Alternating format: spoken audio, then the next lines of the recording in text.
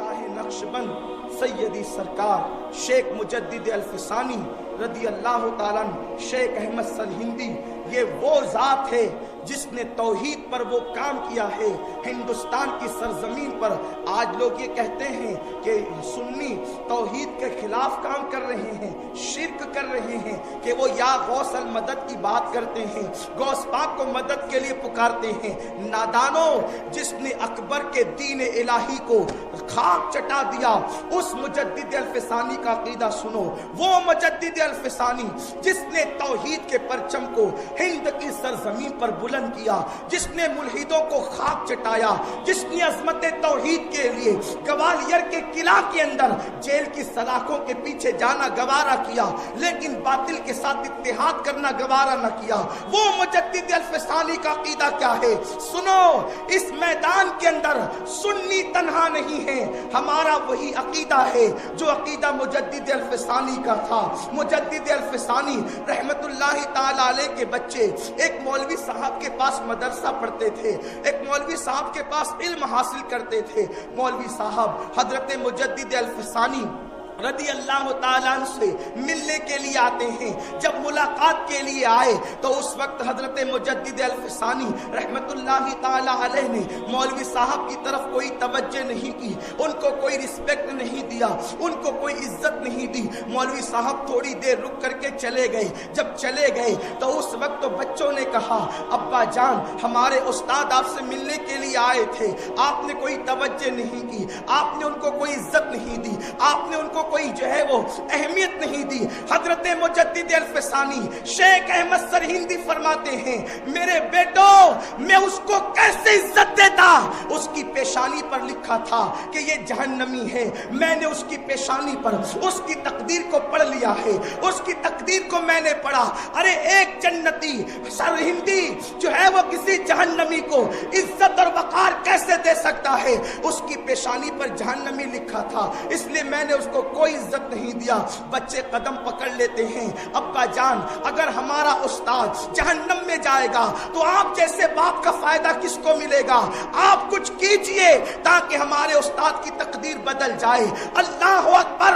हजरत मुजद्दिद अल्फसानी फरमाते हैं, पेशानी पे तकदीर पढ़ना तो अल्फसानी का काम है, तकदीर बदल नहीं सकता। ये कुदरत अल्लाह ने वलियों में सरकार गौस पाक को अता फरमाई।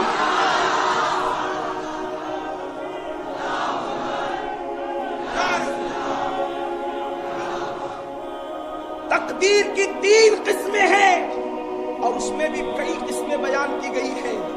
बास तकदीरें तो वो है जो हमारी अपनी दुआ से बदल जाती है, बास तकदीरें वो है जो औलिया अल्लाह के इशारे से बदलती है, जो हमारी दुआओं से न बदले, जो आम वलियों की दुआओं से न बदले, उस तकदीर को गौसे पाक बदल दिया करते हैं। मुजद्दिद अल्फसानी कहते हैं कि मैं आज की रात सरकार गौस पाक की बारगाह में अर्जी पेश करूंगा, अगर वो तवज्जो कर दे तो तुम्हारे उस्ताद का बेड़ा पार हो सकता है। कब कहा? गौसे पाक के पर्दा फरमाने के 450 साल के बाद कहा। गौसे पाक ने पर्दा फरमाया 561 हिजरी में, और मुजद्दिद अल्फसानी रहमतुल्लाह अलैह का जमाना जो है वो 11वीं सदी है। आप गौर फरमाएं, वो अपनी सदी में कह रहे हैं और कि मैं गौस पाक की बारगाह में अर्जी पेश करूंगा, अर्जी पेश करूंगा। वो सरहिंद में है, गौसे पाक का मजार बगदाद में है, तो कहां से अर्जी पेश करेंगे? तो पता चला हिंद में रहकर गौस पाक को मदद के लिए पुकारना ये किसी मौलवी का तरीका या बिदत नहीं है, ये मुजद्दिद अल्फसानी जैसे वली की सुन्नत है। कहते सुबह हो गई, पता नहीं क्या हुआ, सुबह को फिर मौलवी साहब आए।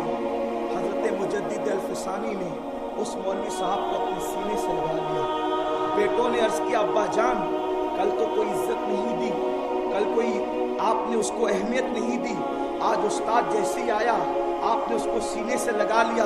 हजरत मुजद्दिद अल्फसानी फरमाते हैं, बेटो क्या करूं, कल उसकी पेशानी पर जहन्नमी लिखा हुआ था, आज जब सुबह को उसकी पेशानी देखा तो उसकी पेशानी पर जन्नती लिखा हुआ था। बेटों ने कहा वाह, एक रात में जहन्नमी जन्नती कैसे बन गया?